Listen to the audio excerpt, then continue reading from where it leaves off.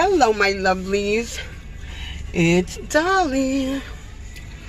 So, I am just leaving the post office in my downtown. So, I thought I would have a little story time while we travel back home. And you guys can have a scenic view of the route and how far I live from my post office. So anyways, Tina Kappa, who is Tina Bean here on YouTube, was so gracious enough to send me 2 packages, which I have been anxiously awaiting to receive. And I'm super, super excited and so grateful that I have my little crafty angels,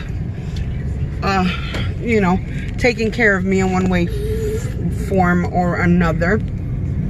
So anyways, I received 1 package. I get one slip because obviously where my P.O. box is, it's too small and they can't leave packages there. So I have to come down to the main post office, which is downtown, right? So I get here and I start to question because I am tracking the packages. To me, these packages have precious cargo. Yes, I don't know. I mean, you know, I might be wrong. Not everybody, you know, cares for their things the same way. So I go to the post office and I give the guy my slip and I asked him if he can please track my other package because it seems to have taken a different route than the package that I have received. So he logs into one computer, tells me to give him a few. He looks it up. He says, "Can you please step aside and just give me a second?" So there were a few people in the post office, and of course I don't want to hold anybody out, you know. I'm not that rude. So I move to the side and he says, "I'm gonna bring up the information on the following, you know, the computer right in front of you." Blah, blah, brings up the information and proceeds to tell me that my package was selected as a closed container for inspection, I guess. So I had no idea that this happens, you know. But he says that the package was put in a containment unit, and lovely traffic. A containment unit that has been pre-selected for further inspection of all these packages. So the mail comes in through San Juan, and then it, you know, goes into the major distribution center, and from there everything, you know, gets sorted accordingly. Well, apparently when a containment unit is pre-selected for further inspection, they go in through a whole different route. So I guess I was just unlucky enough that this one package, even though they were sent from the same person, from the same address, you know, took a different route. So now, okay, that's all well and good, you know, I understand that. Okay, fine, you know, whatever. I understand the situations within, you know, contraband being sent through the mail, you know, drugs, whatever. You know, you don't need to go into too much detail with me. What I want to know is the package going to get to me eventually? You know? Yes, it's going to get to you eventually. Okay, when? Well, you see, the package, the whole containment unit has come. It's called containment closed container or something like that. But it was labeled like that since Pennsylvania, I'm assuming. So I'm like, okay, you're not helping me any. When am I gonna get my package? Oh, well, I can't tell you. We really don't know when your package is going to be, you know, released from this. So they have to hand scan, x-ray, and all this other hoo-ha. So once they release it, then they will put it back on track, and it will double back and come to me. So now I have one package and I'm missing the other one. So I will be making another video, I guess, you know, obviously showing you what's in the package, because I'm super duper excited, and I am a very impatient person ever since I moved to Puerto Rico, and I can't wait to see what is in the package. So I hope this video isn't too shaky, but this is my windy road, and this is where I go home. So yeah, so that is where I stand with that. Now, another story time, totally unrelated to the post office. I spend my morning on the phone with my cell phone carrier, trying to get them to tell me what my cell phone bill is. Every month we make payments on all the bills on the 3rd of the month. It just makes it easier on me. It doesn't matter when they're due, or what day of the month they are due. We make all payments on the 3rd. Obviously, all the payments are made before their due date, so I don't have any problems of, you know, any fees tacked on or any whatevers. Well, I call them up and they say, I called them up like 2 weeks ago, and they told me that my bill was at a that I have a credit, or I had a credit of $6.75.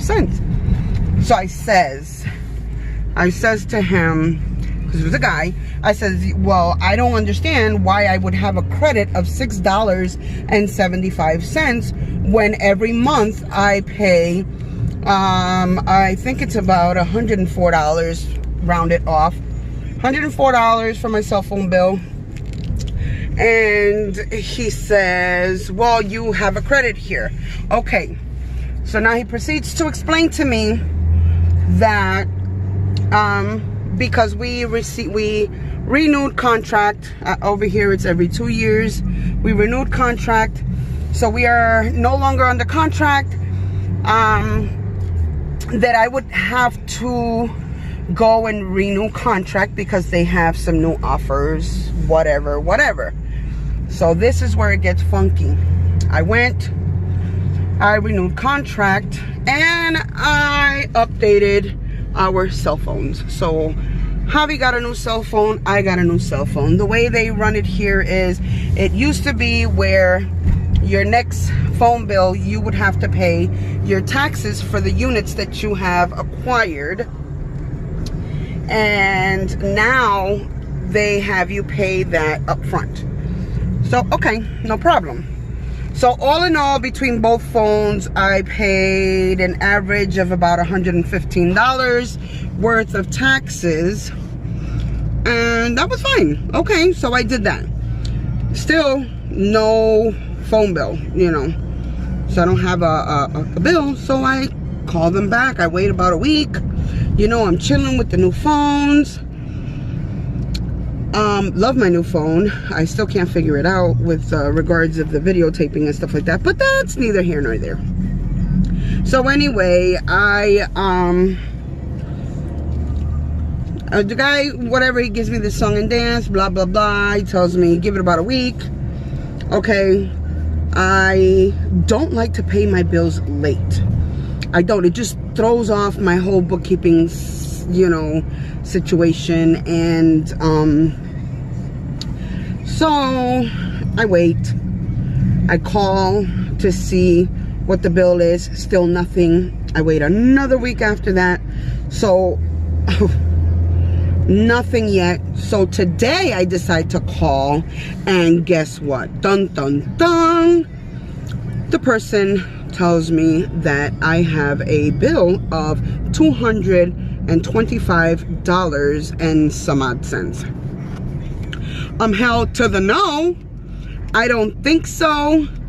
Listen, I've been trying to get a freaking, you know, for you guys to tell me what my damn bill is, and I haven't been able to get a straight answer from anybody. But they still managed to convince me to go and renew contract and pick up 2 new phones, which were about, I don't know, about $1,200 in the hole, because the freaking phones are extremely expensive, and they're not iPhones, because I can't do Apple. I can't do the iPhones. I can't. I'm strictly Android. So I'm trying to explain to the guy, where do you guys come off with that amount? I need to know. Well, he tells me that because we did get 2 new units and we paid whatever amount on the taxes that was applied to my bill, but I have a past due balance. The hell I do. I have a past due balance. These people, oh, first of all, you need to feel my pain, okay? I am Puerto Rican, right? My Spanish, I know it's not the most, you know, the most fancied spoken language, but I didn't know that I do believe Dominicans own my phone company. But when I call customer service, they are like Colombian, or I'm not, you know, this is not going to be turning into like a racial thing, but here's my little turn-in. This is where I live.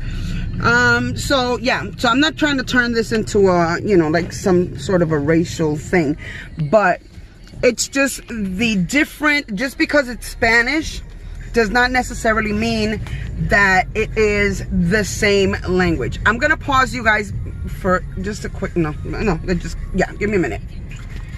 Okay, so yeah, so every Spanish speaking person, regardless of where their nationality is, their accents and their verbiage, you know, certain words, even though it is Spanish, certain words mean different things for different ethnicities. Let's just put it that way.